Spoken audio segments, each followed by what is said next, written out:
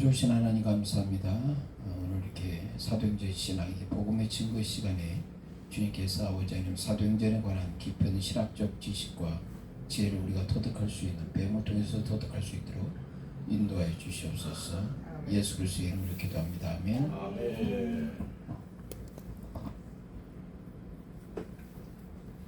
자, 우리가 10장이 성교의 증거 부분에 대해서 우리가 그동안 계속 하고 있는데요. 그래서 이제 서론 부분과 거기에 대한 어휘와 증인과 증거 부분에 대해서 했고, 이제 12증인에 대해서 이제 얘기했는데, 12증인에 대한 증거 해서 우리가 이제 특히 이제 사도행전에 대해서 12증인 얘기했을 때 가장 핵심은 누굽니까? 베드로가 되겠죠? 베드로가 됐으면 우리가 그동안에 베드로에 대한 핵심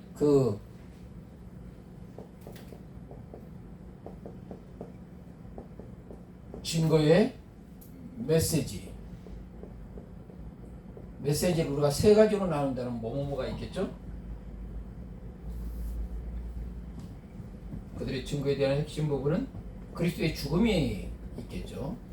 그리스도의 죽음과 특별히 우리가 이제 중요한 부분에 대해서 우리 최 목사님도 많이 강조하는 부분이 있는데, 예수 그리스도의 죽음과 아주 중요한 부분이 있어요. 여기서 뭐가입니까? 죄사함이 있어요. 그렇죠? 하나님 백성으로 들어오기 위해서 반드시 해야 될 부분이 뭐니까? 죄사함이에요. 죄사함이에요. 그래서 그리스도의 죽음과 부활, 그렇죠? 그리스도의 죽음과 부활, 그리고 죄사함의 선포. 그리고 더 이상 확대된 뭡니까? 예수 그리스도의 순교와 보좌에서의 통치하심. 이 부분이 우리가 전체적인 부분에서 사도행전에서 핵심 부분이고, 거기서 우리가 그것을 경험하기 위해서 반드시 할 것은 뭡니까? 죄사함. 그럼 죄사함을 어떻게 할 건가? 바로 예수 그리스도를, 우리 특히 사도행전에서 예수 그리스도를 믿음으로 뭐 해야 됩니까? 주님으로 받아들이라. 주님으로 받아들이. 그렇죠? 주님으로 받아들여라. 그 다음에 믿음과 뭐가 합니까? 고백. 바로 주 예수를 믿으라. 그러면 너와 내 집이 뭐합니까? 구원이 이른다. 이게 이제 가장 핵심의 그 증거의 메시지라고 볼 수가 있어요. 그렇죠? 핵심의 증거의 메시지. 그랬을 때 특별히 베드로의 오순절 설교, 내가 계속 반복해서 얘기했죠. 베드로의 오순절 설교, 그것이 사도행전 몇 장이 나오니까 2장과 3장에서 오순절 설교에서도 핵심 메시지가 뭡니까? 그리스도의 죽음 부분이 가장 핵심 부분이죠. 그 죽음이란 것은 이미 된 것이 아니라 하나님의 뜻대로예요. 그리고 하나님의 뜻대로 따르는 것, 하나님 뜻대로 따르는 것, 이것이 사도행전 2장 23절 부분에서 나와 있죠. 사도행전 2장 23절 누가 읽어보시죠.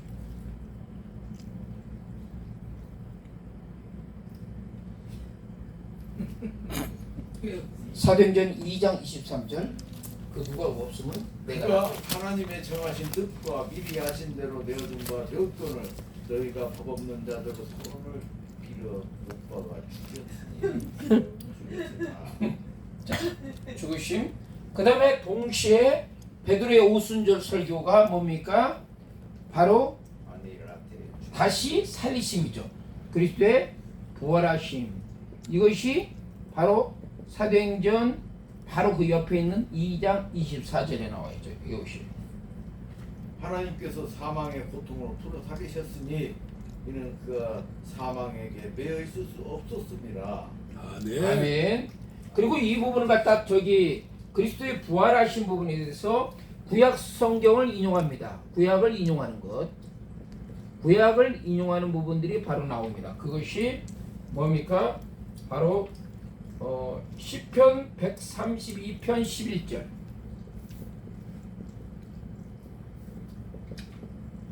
시편 132편 11절 부분에 대해서 그것이 나오죠. 그것이 사도행전 뭘로 그러니까 2장 30절. 사도행전 2장 3절 먼저 읽어보시고 거기에 대한 시편 132편 11절 부분에 대해서 이야기해 주시고.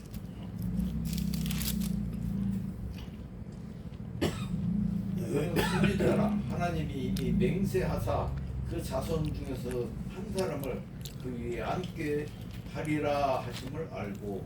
아멘. 자, 그러면 시편 132편 11절.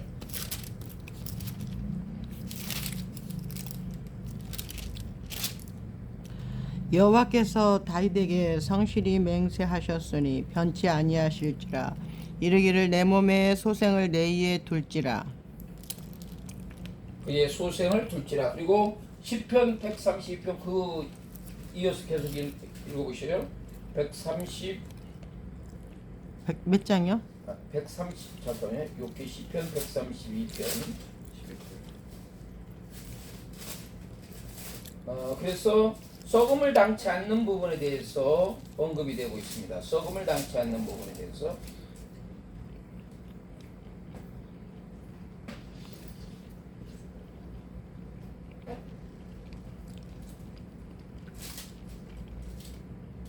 그것은 나중에서 얘기하고요.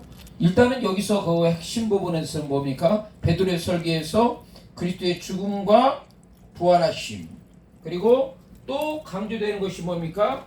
그리스도의 순교하심. 그렇죠? 순교하신 부분이 나오고 있습니다. 순교하신 부분에 대해서 그것이 2장 33절에서 36절. 사도행전 2장 33절에서 36절. 33절에서 2장 33절에서 36절. 하나님이 오른손으로 그 예수를 높이시매 그가 약속하신 성령을 아버지께 받아서 너희 보고 듣는 이것을 부어 주셨느니라. 다윗은 하늘로 올라가지 못하였으나 친히 말하여 가로되 주께서 내 주에게 말씀하시기를 내가 내 원수로 내 발등상 되게 하기까지 너는 내 우편에 앉았으라 하셨도다 하였으니 그런즉 이스라엘 온 집이 청령할지니 너희가 십자가에 못 박으니 예수를 하나님이 주와 그리스도가 되게 하셨느니라 하니라. 아멘. 자, 여기서 이제 중요한 부분이 뭡니까? 내가 내 원수의 내 발등상이 되기까지 그리스도는 하나님의 뭐에 어디에 계신다? 보좌 우편에 앉으신다. 그러니까 보좌 우편에 앉은 것은 뭡니까? 그러니까 그리스도의 부활하심과 그 다음에 순교하심을 통해서 이 보좌에 앉으신다는 것은 뭐예요? 바로 순교하시고 보좌라는 것은 하나님의 통치에 함께 참여하는 부분을 이야기하고 있는 거죠. 그래서 하나님의 통치에 함께 참여한 부분에 대해서 이야기하고 있습니다. 그것이 시편 110편 1절 말 거기에 인용된 부분입니다. 시편 110편 1절. 여호와께서 내 주에게 말씀하시기를 내가 내 원수로 내 발등상 되게 하기까지 너는 내 우편에 앉으라 하셨도다. 자, 똑같이 그 말씀을 인용합니까 안 합니까? 인용합니다. 인용하는 거죠. 그러니까 하나님의 그 약속하심의 성취 부분을 이야기합니다. 이 부분에 대해서 중요한 것은 뭔가 하나님의 약속의 성취. 자, 여기서 이제 알 수 있는 것은 뭡니까? 오순절의 베드로의 설교에서 우리가 중요한 부분이 나와 있죠. 핵심 메시지 뭡니까? 그리스도의 죽으심, 부활하심, 순교하심. 아멘. 아멘. 그리고 죄사한 부분이 나와 있는 거예요. 이 메시지를 우리가 성경을 거기서 인용한 것, 구약 성경에 대한 인용한 것과 사도행전에서 나와 있는 부분들이 바로 여기서 다 언급이 되고 있습니다.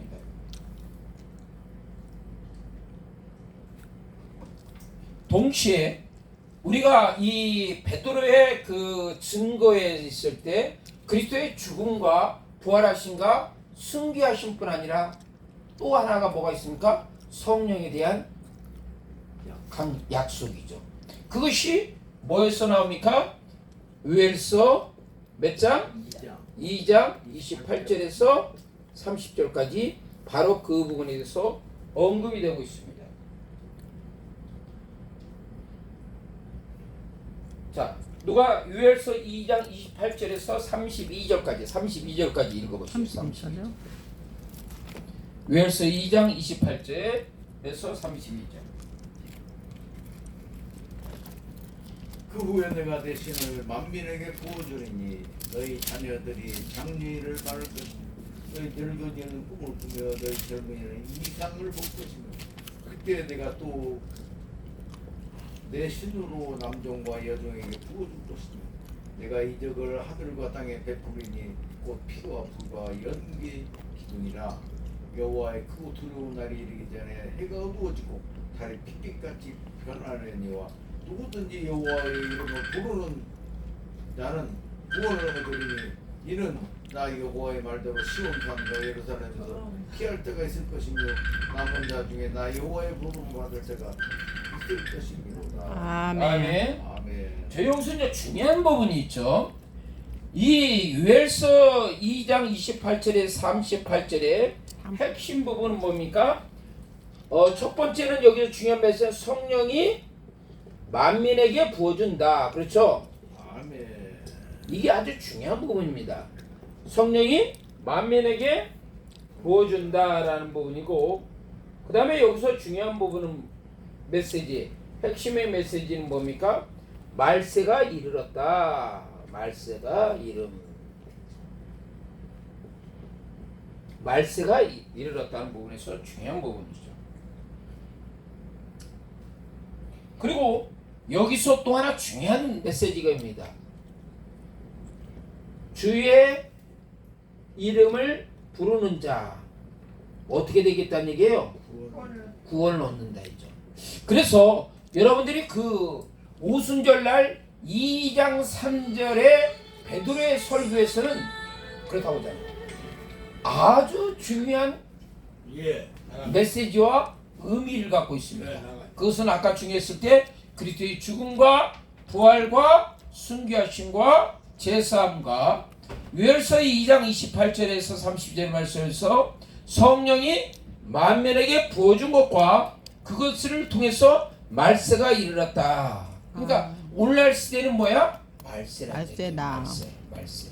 그래서 말세의 끝은 말세의 지말이다. 해서 말세 지말이 나온 거고. 그 다음에 여기서 중요한 메시지입니다. 주의 이름을 부르는 자는 뭡니까? 구원을 받는다. 주의 이름을 부르는 자 부분에 대해서 구원을 받는다. 이것이 어떻게 보면 그 전체적인 메시지의 핵심이 사도행전 2장 3장의 베드로의 설교에서 이것이 다 내포되고 있어. 그러니까 전체적인 부분에 대해서 그것을 사도행전 2장 3장을 우리가 보면 그것을 알 수가 있다. 알 수가 있다. 핵심 메시지를 우리가 알 수가 있다는 부분이죠.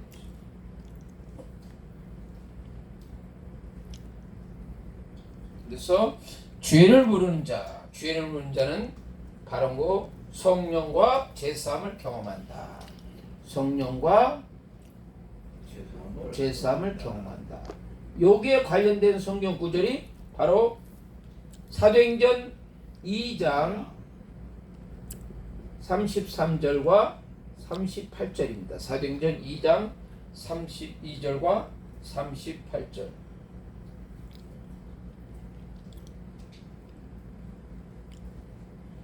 누가 읽어보시오. 이 예수를 하나님이 살리신 자라 우리가 다 이 일의 증인이로다. 하나님의 오른손으로 예수를 높이심에 그 약속하신 성령을 아버지께 받아서 너희 보고 듣는 이것을 부어주셨느니라.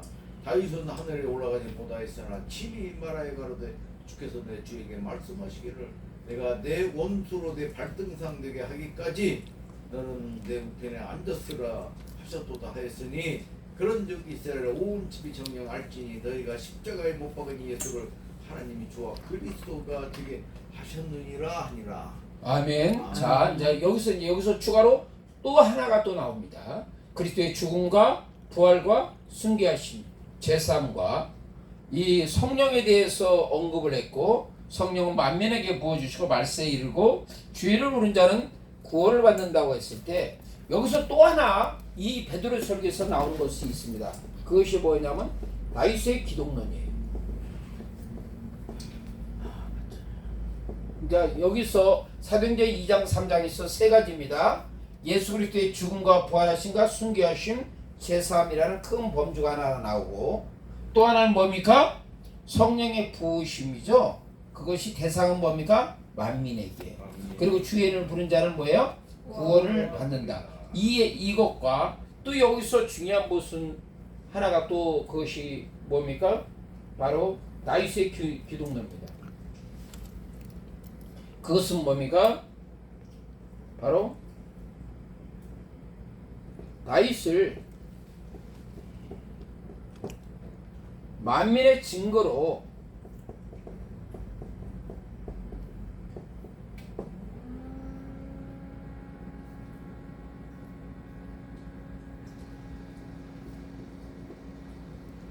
세웠다라는 부분이 하는 거죠. 거기에 대한 그 배우가 이사야 55장 4절 부분의 내용이 있습니다. 이사야 55장 4절.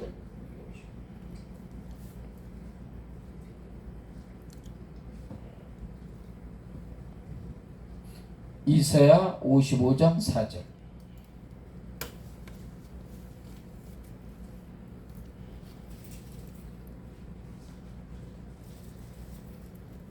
내가 그를 만민에게 증거로 세웠고 만민의 인도자와 명령자를 삼았나니. 아멘. 그래서 어떤 다윗의 기독론 부분에서 그럴 때 그칠지 만민의 증거로 세웠다는 것은 그것이 궁극적으로 지칭하는 것은 뭐예요? 그리스도라는 얘기예요. 그렇죠? 다윗을 얘기하는 것이 아니라 그리스도에 대해. 그래서 결국 여기서 중요한 메시지입니까? 구약 성경의 인용은 하나님의 뭐야? 약속의 성취다. 자, 우리가 다시 이제 이게 중요한 것을 강조 세 가지입니다. 이 베드로의 설교에 세 가지의 큰 중요한 메시지가 있습니다. 그것은 뭡니까? 그리스도의 죽음과 부활하심과 순교하심과 제사함. 그 다음에 또 하나의 부분은 성령의 부어주심이죠. 말세에 성령을 부어주신 것. 죄를 부른 자는 뭐 그러니까 구원 받는다. 그래서 거기서 하고. 그 다음에 마지막 다윗의 기독론. 바로 만민의 증거로 누구를 세운 거야? 예수 그리스도를 세워서 다윗의 기독론에 대해서 이 부분이 언급합니다. 그러니까 이 여기서의 사도행전 2장 3장에 내가 시험을 내면 여러분에게 세 가지의 핵심 부분에 대해서 가르치는 거 뭔가를 논술을 하시오 하면 여러분들이 오늘 내용을 논술을 해야 될까 안 해야 될까요? 해야 돼요. 해야 되죠. 미리 나는 그냥 다 여러분들이 어떤 시험이 나올까 하는 걸 다 가르쳐주고 있어. 그 따라서 사실은 매 시험을 한 석 달에 한 번씩 계속 보야 되는데 보십시오.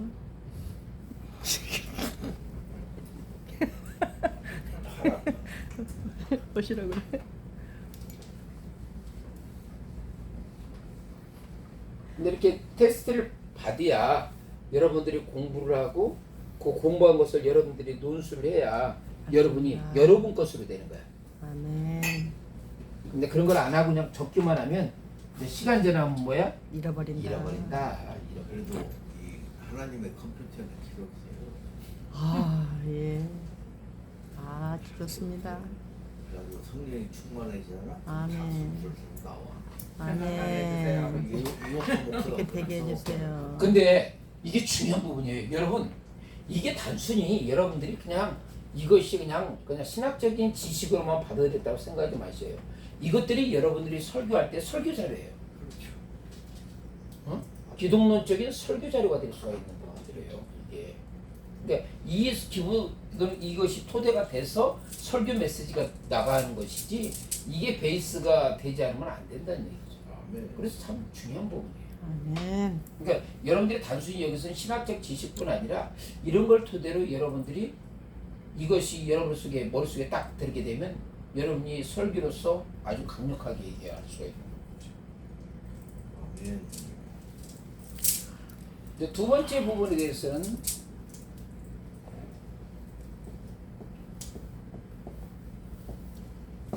아까도 얘기했듯이 베드로와 예수의 이름에 대해서 우리가 또 한번 살펴봅시다.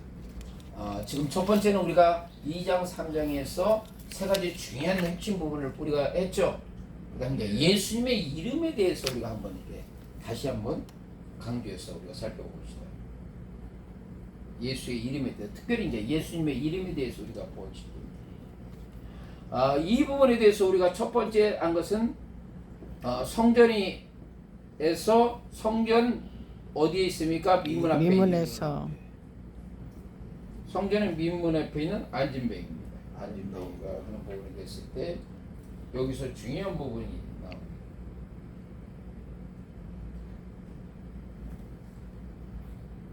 자, 여기서 성전 미문에서 안진뱅이는 고치고 나서 이제 베드로가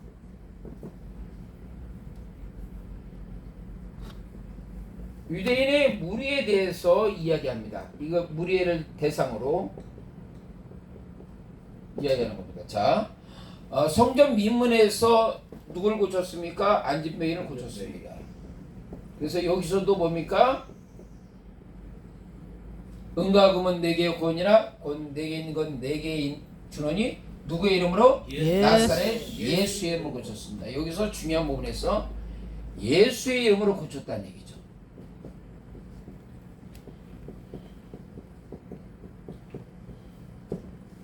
예수의 이름으로 베드로가 고치고 나서 드디어 이제는 이 무리들을 군중으로 대상으로 해서 예수의 이름이 어떤 의미를 갖고 있는가를 이제 설명해 줍니다.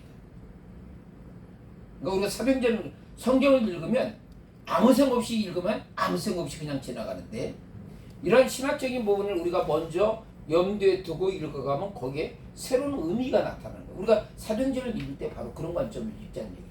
우리가 1년 반 동안 로마서를 공부했을 때 로마서를 여러분들이 공부한 것을 딱 다 메모리나 이렇게 한 상태에서 그것을 염두에 두고 로마서를 읽으면 로마서의 새로운 장이 열립니다.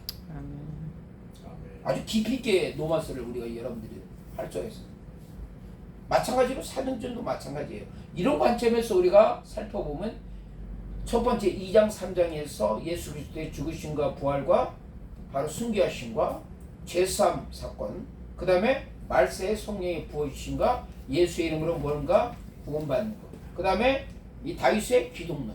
그래서 이거 오늘 이 두 번째 부분에서 예수의 이름 부분이 어떤 의미를 갖고 있는가를 바로 그것을 나오고 있습니다. 그러면 예수의 이름이 어떤 중요한 의미를 갖고 있는가라는 부분이에요. 그 의미가 무엇인가? 예수의 이름의 의미가 뭔가? 이 부분이죠. 여기서는 뭡니까? 바로 그 예수가 뭐니까? 죽으셨다는 거죠. 그렇죠? 예수가 죽으셨다. 누구에 의해서? 누구의 뜻에? 하나님의 뜻대로.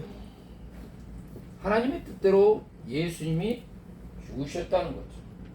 그리고 그 예수는 어떤 분입니까? 고난받은 종이다. 고난받은 종. 자, 이런 부분에 대해서 베드로가 유대인을 대상으로 해서 예수님이 죽으셨다. 너희들의 죄를 위해서 죽으셨다.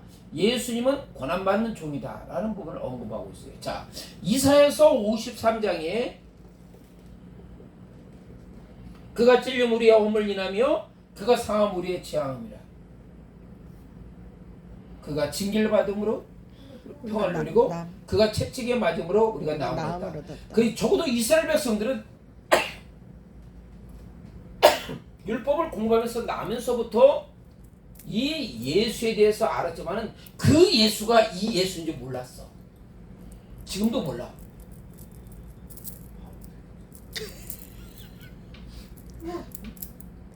그 예수가 이 예수인 걸 모르는 거야. 이사야 53장을 하면서. 그래서 그것을 베드로가 유대인의 무리에게 그것을 뭐하는가? 설명해 주는 겁니다. 설명해 주는 거예요. 깨우쳐 주는 거죠. 깨우쳐 주는 거죠. 예수의 이름, 예수님이 죽으셨다. 하나님 뜻대로 죽으셨다. 그 예수는 고난받는 자, 누구 때문에? 너희의 죄 때문에. 죄 때문에 죽으셨다. 그 부분. 그래서 그 예수님이 너희 죄를 위해서 죽으셨기 때문에 그 예수님이 바로 너희 죄를 뭐 하신다? 사해 주신다. 이 여기에 대한 이 핵심 메시지 뭐냐? 이 메시지가 그들에게 들어가니까 그들이 깨어져 버린 거예요. 여러분도 설교할 때 바로 그렇게 하는 거예요. 예수님이 너희 죄를 위해서 죽으셨다. 그렇기 때문에 너는 예수님을 통해서 죄사함을 받아야 한다. 이런 메시지 부분이 설교에서 우리가 강력하게 죄사함 부분을 했습니다.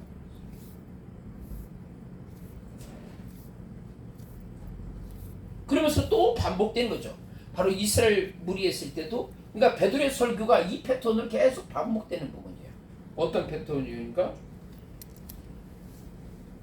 바로 그 예수가 다시 살아나신 부활의 사건을 또 반복하는 거예요.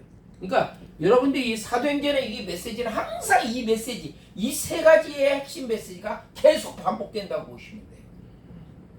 그러니까 여러분들이 사도행전에서 전체적인, 그러니까 베드로의 설교와 스데반의 설교와 베드로의 설교에서 이 세 가지의 핵심 부분을 놓치고 읽으면 핵심을 놓칠까 안 놓칠까? 놓치고. 그걸 염두에 두고 보면 이 메시지가 새로운 의미가 해석이 되어진다. 재미가 하나도 없지. 뭔 소리요? 그게 그것이요. 그럼 예수님께서 다시 살아나셨다. 그분은 그러면 그 예수가 뭐가 되는 거야? 주가 되시는. 아멘. 이게 중요한 부분이에요. 그분이 주가 되시오. 그러니까 여기서 다시 살아나심의 그 주가 되심에 바로 예수님의 순교하심과 보좌 우편에 앉아 계신 부분이 같이 수반되는 부분이에요. 그분이 주가 되셨다는 거죠.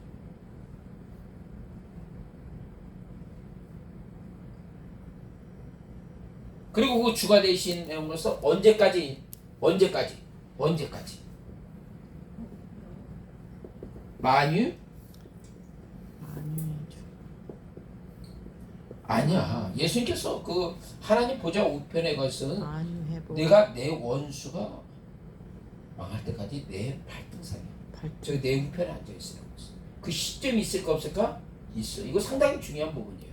예수님께서 하나님 보좌의 우편에 앉은 것은 내 원수가 완전히 망할 때까지 하나님 보좌 우편에 계신 거예요. 그래서 요한계시록은 어떤 의미를 갖고 오고 있느냐?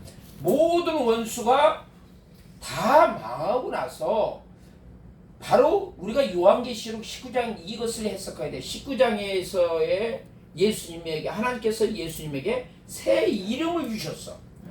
이거 상당히 중요한 신학적인 의미야. 근데 이거 너무나 영적 깊이가 있어가지고 몰라. 예수님이 영원토록 하나님 보좌 우편에 앉아 계신 게 아니야. 그 원수가 완전히 멸망할 때까지. 그럼 멸망하는 이후에는 그럼 예수님은 어떻게 계실까? 요한계시록. 자, 이것이 이제 어마무시한 얘기야. 근데 봤어도 이것을 깊이를 모르면 이 다음 단계 알 수 있을까 없을까? 없다. 100번, 100만 번 봐도 몰라.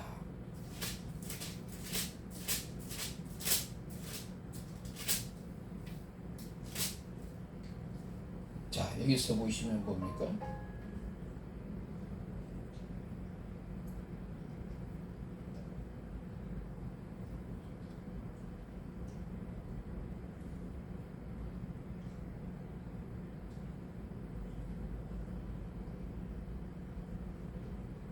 요한계시록 19장 11절하고 12절 부분입니다.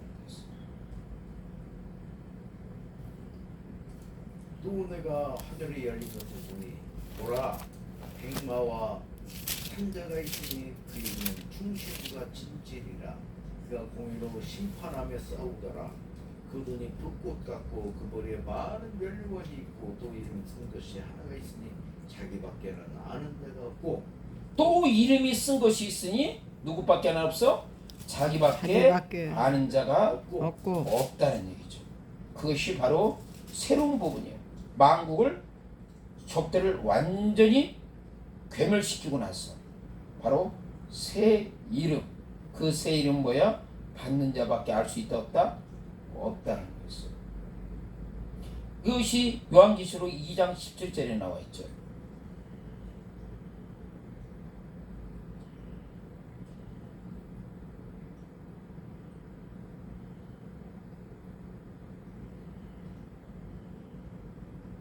요한계시록 2장 17절. 귀 있는 자는 성령의 교회들이 하시는 말씀을 들을지어다.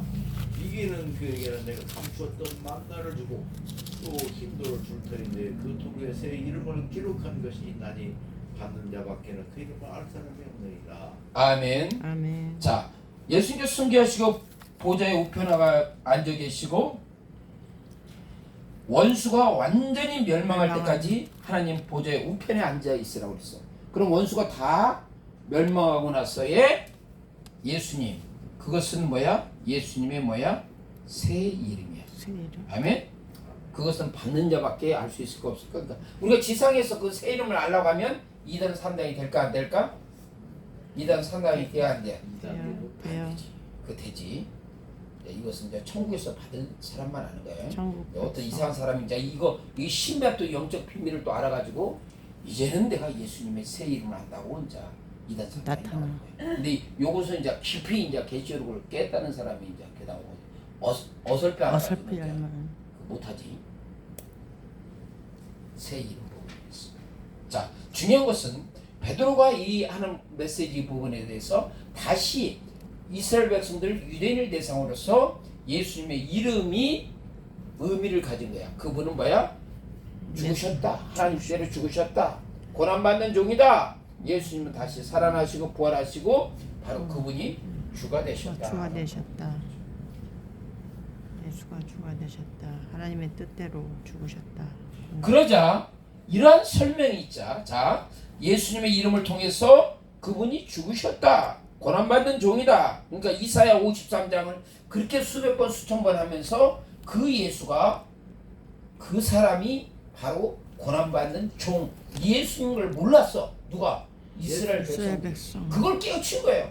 근데 지금도 예수 안 믿는 사람은 그걸 알까 모를까? 몰라. 지금도 몰라. 그러니까 우리가 깨우쳐야 돼, 안 깨울 때? 깨우쳐줘야 된다. 그리고 그가 주가 되셨고 승계하시고 하나님 보좌 우편하셨다. 그것을 깨닫는 자.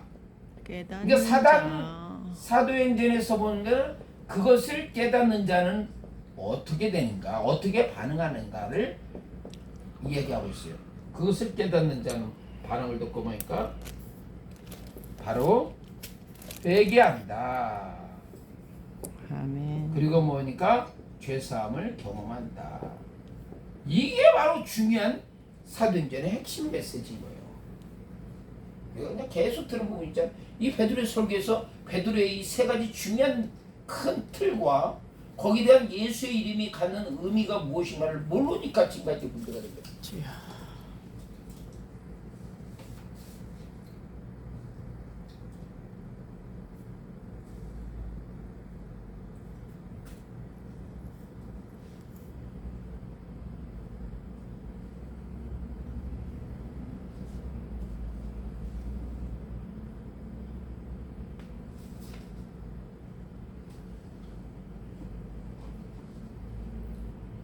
결국 이 부분에 대해서 또 중요한 부분이 뭡니까?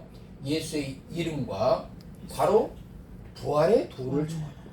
뭐를 정해? 부활의 도. 그 부활이 어떤 거예요? 그것이 베드로와 그 제자들도 부활의 도를 정하고 사도 바울도 뭐를 정한 거예요? 부활의 도를 정한 거죠. 그러니까 우리가 사도행전 17장에 보게 되면 그 부분에서 부활의 도를 전하니까 그 당시에 아레오아 광장에서 베드로가 부활의 도를 정하니까 어때요? 거기 있는 듣는 사람들이 도대체 죽은 자가 다시 살아난 거에 대해서 그들은 받아들였을까 안 받아들였을까? 대다수가 안 받아들였어요. 왜 그럽니까?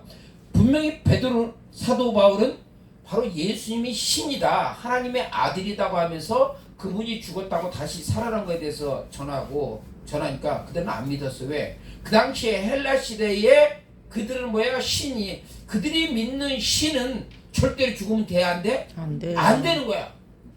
그들에게 있어서는 절대로 죽으면 안 되는 건데 왜 하나님의 아들이신 예수님이 왜 죽었는가에 대해서 그들이 안 받아들이는 거야. 그러니까 그들이 뭐야? 그러면 다시 한번 죽었다가 다시 살아난 거에 대해서 참 신기하고 놀라운 말이니까 한번 다시 한번 들어보자라고 그들이 이야기한 거야. 그렇죠? 부활의 도를 정한 부분이에요. 그래서 여기에 중요한 메시지 부활의 도. 그리고 예수 그리스도를 통해서 그것이 뭡니까? 회개함과 죄사함이 이루어진다는 거죠.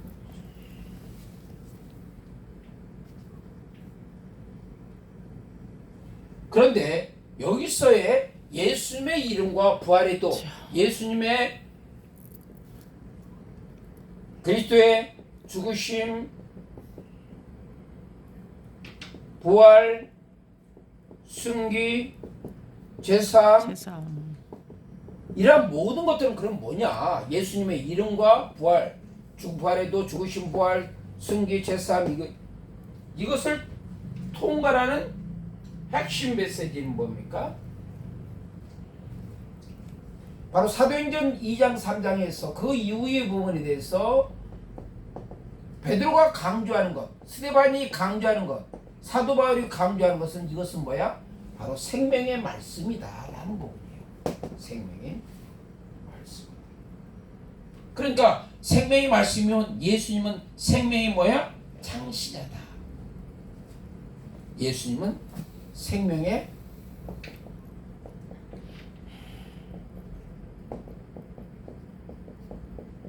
창시자다. 예수님은 생명의 창시자.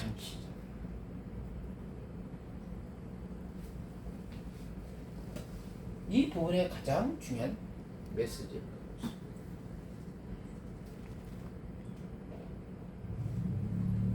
자, 첫 번째는 우리가 이제 베드로가 유대인의 무리에 대해서 이렇게 설명했고, 두 번째는 우리가 종교 지도자 앞에서 베드로는 어떤 설교를 했는가 한번 살펴봅시다. 종교 지도자에 대해서.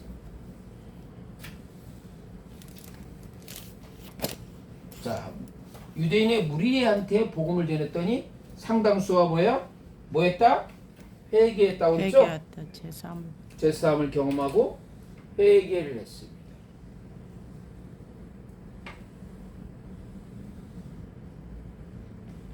자, 이것이 중요한 거죠. 예수의 이름 부활의 도, 예수님 죽으심으로써 이 말씀은 무슨 말씀이다? 생명의 말씀이다. 생명의 말씀이다.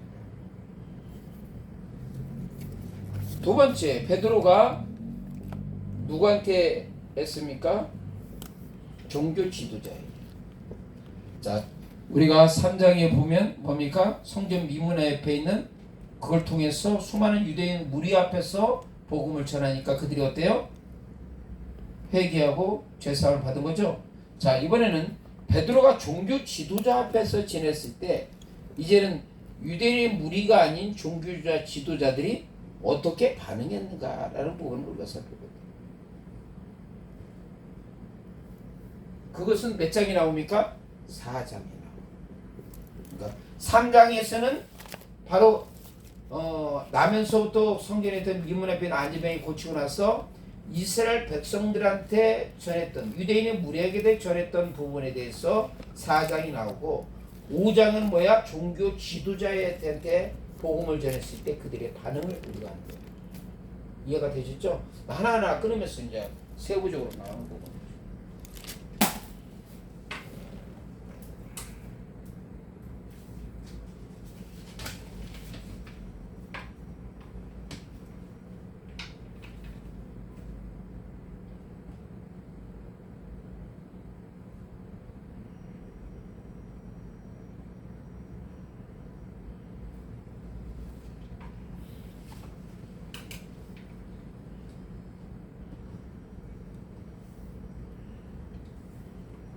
종교 지도자에 있을 때 베드로는 뭡니까?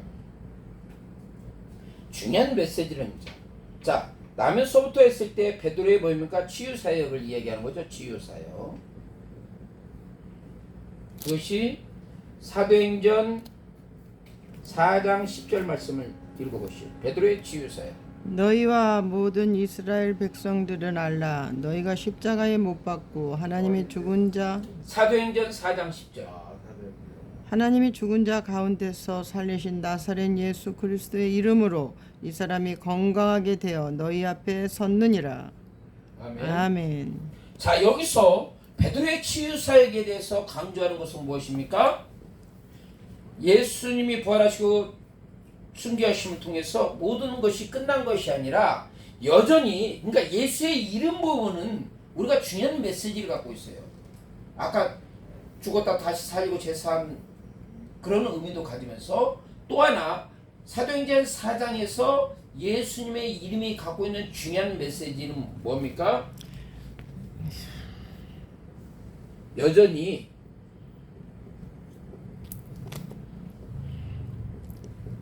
예수의 이름으로 건강하게 되어 하나님의 사역이 이루어짐. 계속 중단하지 않고 이루어짐. 진행되고 있다. 이게 가장 핵심인 거야.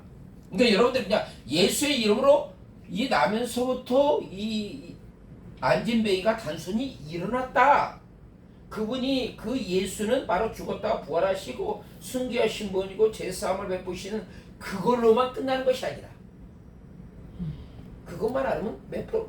50%.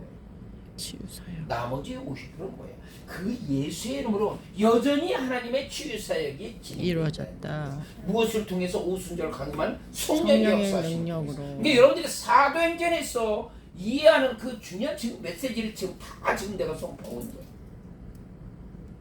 이건 아무리 강조해도 지나치면, 그러니까 사도행전의 전체적인 부분에 대해서 예수님의 죽으심, 예수님의 부활하심, 부활하심, 순교하심, 제사함, 이것 하나 큰 것, 그 다음에 두고 뭐야? 말세, 말세, 성령의 부어주심, 그렇죠? 만민에게 성령의 부어주심, 부어주신 부분에 남편과 대해서 여종에게 하는 부분이고, 예수의 이름으로 구원 부분에 대해서, 그 다음에 우리 구약의 이 다윗의 기독론은 핵심 뭐야? 구약 예언의 뭐야? 성취란 얘기지. 이런 부분에 대해서 강조한 것으로 1차적인 메시지 부분뿐 아니라, 또 하나 중요한 메시지는 뭡니까? 바로 이스라엘, 그러니까 유대인의 무리 앞에서, 바로 유대인의 지도자들 앞에서, 사내들인 공의 앞에서 여전히 이 예수의 이름 부분에 대해서 강조했던 건 뭐야? 그 이름은 단순히 이름으로서 죄사함을 하는 치유 능력이 나타난 걸 통해서 뭐야? 하나님의 사역이, 이루어지고 구속 사역이 계속 뭐야? 진행된다. 진행되고 있다는, 이것이 이게 핵심 메시지야. 이걸 놓치면 안 돼. 아멘. 문정호사 멋있습니다. 치고는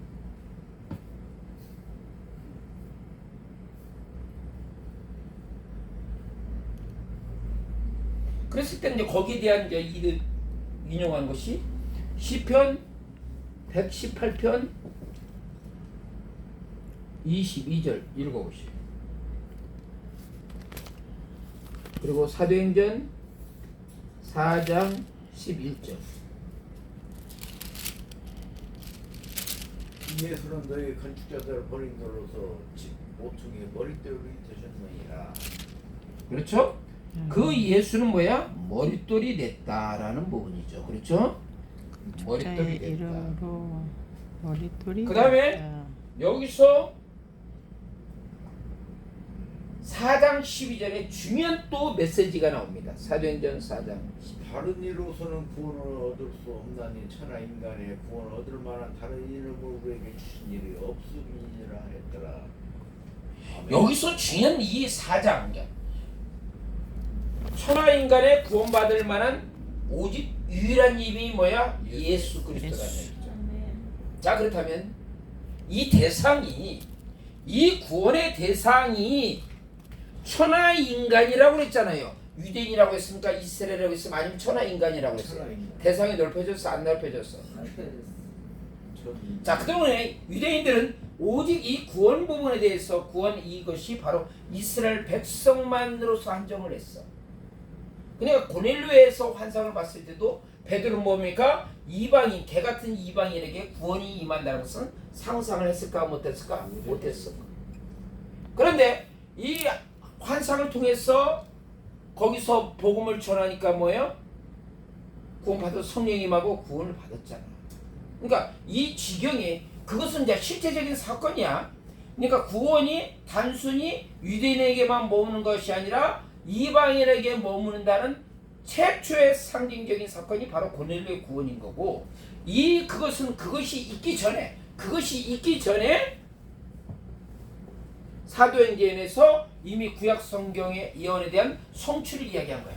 그러니까 베드로는 이 구약의 예언에 대한 성취를 바로 그 이스라엘의 지도자한테 분명히 성령의 감동으로 선포했지만은 정말 이방인에게 하나님의 구원이 임해 그것을 믿었을까 안 믿었을까 안 믿었어. 성취하고도 자기가 선포하고도 지가 몰라. 마치 베드로가 옥에 갇혔을 때 교회는 베드로를 위해서 기도했는데 결국 옥에 갇힌 베드로가 풀려났어 안 풀려났어? 그랬더니 그들 베드로를 위해서 풀려나기를 간절히 기도했던 교회 사람들은 유령이라고 했잖아.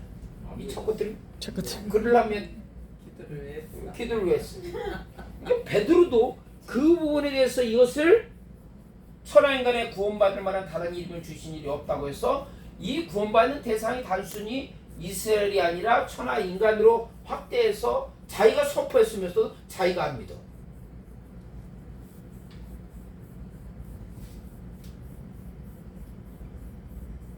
그래서 인류 구원의 유일한 이름 예수. 그 이름이 뭐야? 예수 바로 그리스도. 예수. 그러면 구원은 뭡니까? 예수님. 어쩌까? 그래 예수가 구원이라는 이름이에요. 안 돼요? 근데 고만 하나. 너무 열정적인 내가 뭐가 그래 선비가 물었어요. 고만 하나. 예수 들어갔어. 선풍기를 끄고서 해야 되는 거 아니야? 어쩌죠? 꺼졌어. 야 이렇게 들어가기도 참. 아니 불편으로. 야 이렇게 들어가기도 참. 빠졌어요. 아이고 지금. 자, 그래서 예수는 이스라엘만 한정된다, 안 된다는 얘기죠. 그렇죠? 이것이 성령님의 임하심에서 사도행전 1장 8절 부분에서 그것이 다시 확증되는 거야. 그렇죠? 사도행전 1장 8절에 오직 성령이 임하시면 예루살렘과 온 유대와 사마리아와 땅 끝까지잖아. 성령이 임하면 그것이 바로 실증된 게 바로 고넬료의 그 성령의 강림 부분을 나타날 수가 있는 거죠. 그렇죠? 성령 받은 거에 대해서 성령 세례 받은 거. 바로 이 부분의 가장 핵심 메시지. 그래서 오늘 이 하는 시간이 그동안에 어떤 시간보다도 상당히 중요한 시간이라는 것을 알 수가 있어요. 앞으로 하는 부분들이 오늘 메시지가 계속 여러 다른 형태로 반복되는 거야. 스데반의 설교도 마찬가지고 베드로의 설교도 마찬가지고. 그러나 오늘 전체적인 메시지가 전체적인 그 메시지를 다 오늘 메시지가 다 함축하고 있는 거예요. 그러니까 오늘 메시지만 이해하면 다른 메시지는 쉽게 받아들일 수가 있어요. 아멘. 참 좋으신 하나님 감사합니다. 귀한 메시지를 통해서 우리가 더욱더 성경에 대한 깊이 있는 이해와 감동이 허락하여 주시옵소서. 예수 그리스도의 이름으로 기도합니다. 아멘. 아멘.